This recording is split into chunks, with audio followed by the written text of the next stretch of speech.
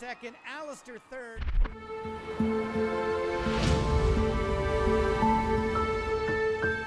В наших выпусках мы вам расскажем истории триатлетов, которые уже завершили свои профессиональные карьеры. Герой нашего видео в ноябре 2024 года в Дубае пересек финишную черту триатлона на 3-м месте. Для многих это топ-уровень. Для нашего героя это был конец его эпохи. Он единственный мужчина в истории, выигравший олимпийское золото в триатлоне дважды. Причем подряд в Лондоне 12 и Рио 2016 года. Если он выходил на старт, то триатлон превращался в войну на выживание. Он сделал олимпийский триатлон быстрее, жестче, физически беспощаднее. Когда Алистер Браунли выходил на старт, соперники уже знали, сегодня будет что-то невероятное. Но за золотыми медалями скрывалась другая история. История постоянной боли, травм, истощения и человека, который никогда не умел останавливаться ни на тренировках, ни на соревнованиях.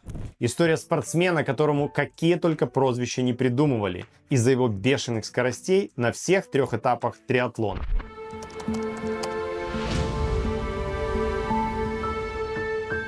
23 апреля 1988 года в Дьюсбери, западный Йоркшир, родился Алистер Эдвард Браунли. Отец бегун, мама пловчиха. Семья, в которой спорт был частью повседневной жизни. Именно мама привела Алистера в плавание. Причина была почти смешной. Маленький Алистер увидел ее медали и захотел такие же. Тогда никто не понимал, что эта детская идея приведет к 2 олимпийским золотым медалям. Детство братьев Браунли прошло в Йоркшире. Дождь, холмы, грязные дороги, холодный ветер. Эти условия позже станут частью легенды. Алистер и младший брат Джонни постоянно двигались, плавали, катались на велосипедах, лазили по горам и практически все превращали в соревнования. Кто быстрее, кто сильнее, кто выдержит больше. Джонни позже вспоминал, Алистер ненавидел проигрывать, даже в детстве. При этом родители никогда не давили на сыновей. Они просто давали возможность пробовать разные вещи. Но постепенно стало ясно, у Алистера особенный характер. Тренеры замечали невероятную выносливость, очень сильную психологию и способность терпеть физическую боль дольше остальных. Даже подростком Браунли тренировался как профессионал. Он не умел работать в полсилы. Каждая тренировка превращалась в испытание. Позже многие специалисты скажут, именно Йоркшир сделал его тем спортсменом, которым он стал.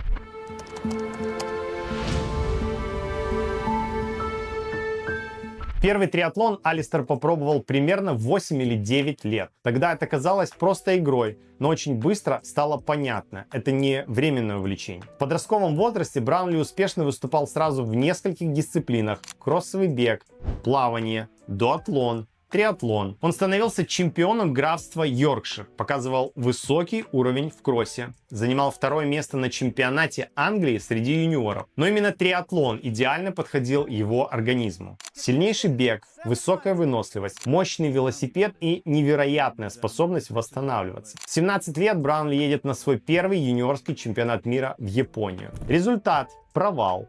Финиш далеко за пределами лидеров. После гонки тренер сказал ему: никогда больше не езди так далеко, чтобы выступить так плохо. Для кого-то это могло стать ударом, для Браунли это было топливом. Он начал тренироваться еще жестче. Уже тогда его стиль сильно отличался от остальных. Большинство молодых спортсменов старались экономить силы. Алистер, наоборот, пытался уничтожать гонку как можно раньше. Он атаковал, поднимал темп, заставлял соперников страдать. Тренеры понимали, если этот парень выдержит такие нагрузки, физически он станет особенным.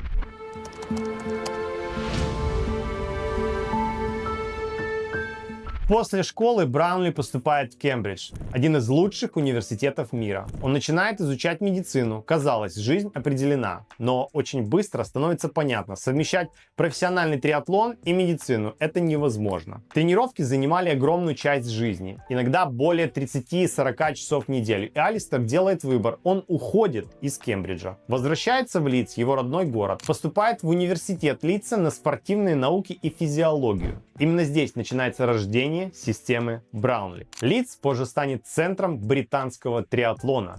Но тогда это был просто город, где один невероятно упрямый спортсмен пытался понять пределы человеческих возможностей. Его тренировочный режим поражал даже профессионалов. Утренние велотренировки, беговые интервалы, плавание, силовая работа, снова бег. Он постоянно искал предел. Если была тяжелая тренировка, он делал ее еще тяжелее.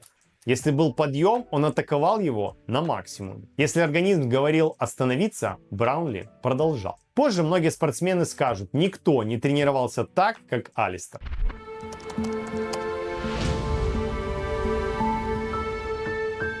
2006 год. Браунли выигрывает юниорский чемпионат мира.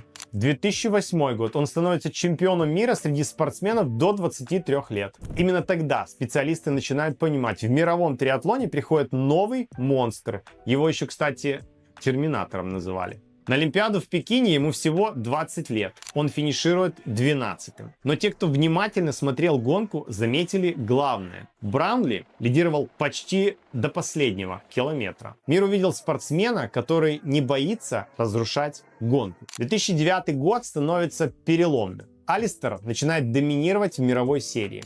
Победы в Мадриде, победа в Вашингтоне, Лондоне, Китсбюэле, в Австралии. И в 21 год он становится чемпионом мира. Выиграл 5 этапов, в которых принимал участие. Всего было 9 стартов. Первый человек в истории, выигравший мировые титулы в юниорском уровне до 23 лет и среди элиты. Но важнее титулов был его стиль. До Браунли велоэтап часто был относительно спокойным. После Браунли все изменилось. Он атаковал снова и снова. Разрушал тактику соперников. Поднимал темп до предела. Это совсем не то, что ожидают те, кто надеется доехать в группе и потом бежать. Глядя на Алистера, было ощущение, что он просто со старта и до финиша ни на секунду не расслабляется. Именно тогда начинается легендарное соперничество с Ксавьер Гомес Ноя. Два совершенно разных спортсмена. Испанец — спокойствие и расчет. Браунли — агрессия и постоянное давление. Каждая их гонка превращалась в событие мирового триатлона.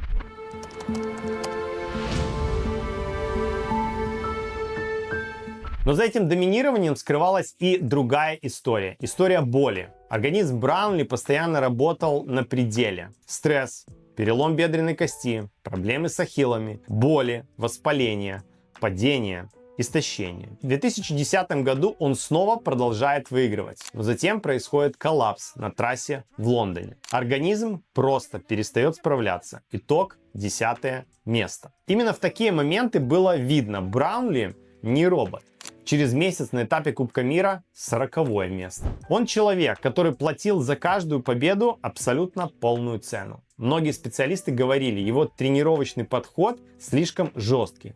Но сам Алистер верил, именно это делает его сильнейшим. Он никогда не жаловался, не искал оправданий, просто продолжал выходить на старт.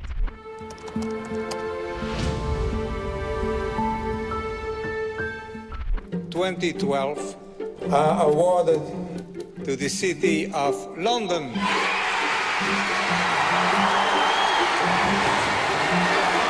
В июле 2005 года школьник из Йоркшира увидел, как Лондон получил Олимпиаду 2012.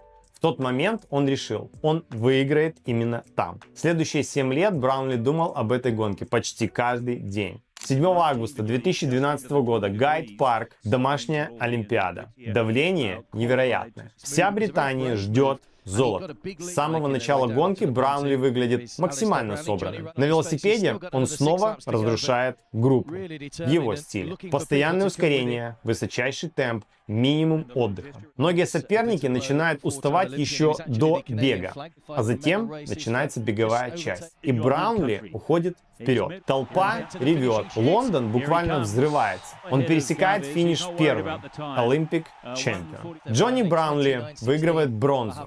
Впервые братья одновременно поднимаются на олимпийский подиум. Позже Ксавьер Гомес Ноя скажет, это был самый высокий уровень триатлона, который я видел. Про этого атлета, кстати, наш следующий выпуск. Испанец, вечный соперник Браунли. После Лондона триатлон в Британии перестает быть нишевым спортом. Количество клубов растет.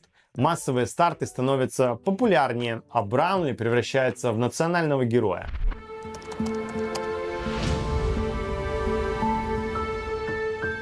Лидс становится центром британского триатлона. Именно здесь братья Браунли проводят почти всю карьеру. Именно сюда начинают ехать молодые спортсмены. В 2017 году открывается Браунли Центр, первый специализированный центр триатлона в Великобритании. Это не просто успех одного спортсмена, это создание целой системы. С 12 по 24 год спортсмены, тренировавшиеся в Лидсе, выигрывают 16 олимпийских медалей. Алекс Йи, Джонатан Браунли, Джорджия Тейлор, Алистер Браунли, Бет Холланд, Джесс Лермонт. Многие молодые атлеты позже признавались, они приехали в Лидс именно из-за Браунли. Он стал примером того, как должна выглядеть работа чемпиона.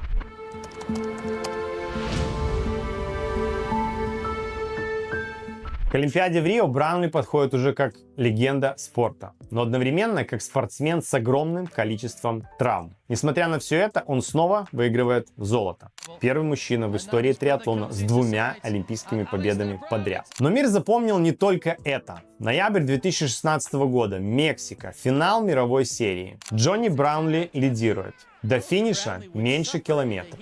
И вдруг его начинает шатать. Он теряет координацию, почти падает. Алистер, родной брат, шедший позади, видит это и перестает думать о результате. Он подхватывает брата, практически несет его к финишу, подталкивая через линию. Эти кадры облетели весь мир. Для миллионов людей именно этот момент стал символом настоящего спорта. Не только победы, но и человечности.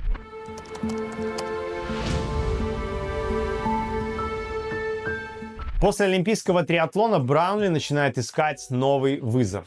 Им становятся длинные дистанции. Ironman 73, позже полный Ironman, серия T100. Многие считали, что его стиль идеально подходит для длинных гонок, но накопленные травмы продолжали разрушать его тело. Восстановление становилось все сложнее. Тем не менее, Браунли продолжал бороться. Даже молодые спортсмены признавались, когда рядом стартует Алистер, гонка автоматически становится тяжелее. Вот как работает психология. Потому что он всегда создает давление, всегда заставляет остальных выходить за пределы возможностей. В 2024 году он становится одним из лиц новой серии T100, выступает во всех гонках сезона, а затем Дубай, 3-е место и конец его эпохи. После этого старта он официально уходит из спорта, заканчивая профессиональную карьеру.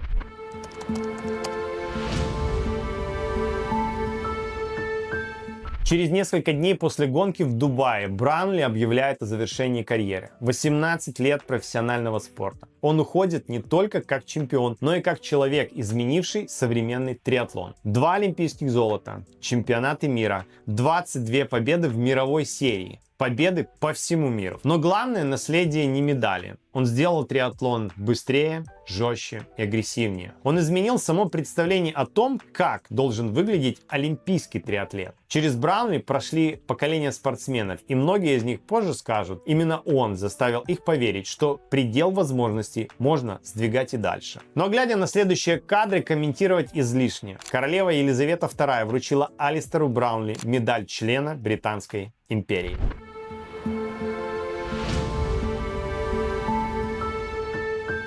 Алистер Браунли не просто выигрывал гонки, он изменил спорт. Через боль, через травмы, через постоянную борьбу. Он доказал всему миру, величие — это готовность терпеть больше остальных. Именно поэтому имя Алистера Браунли навсегда останется частью истории мирового спорта. Потому что такие спортсмены появляются крайне редко. Увидимся в следующем видео на нашем канале. Это видео будет про соперника Алистера Браунли, вечного соперника, который был постоянно на 2-м месте и очень редко выигрывал у самого Браунли. Его имя Ксавьер Гомес Ноя. Увидимся на канале.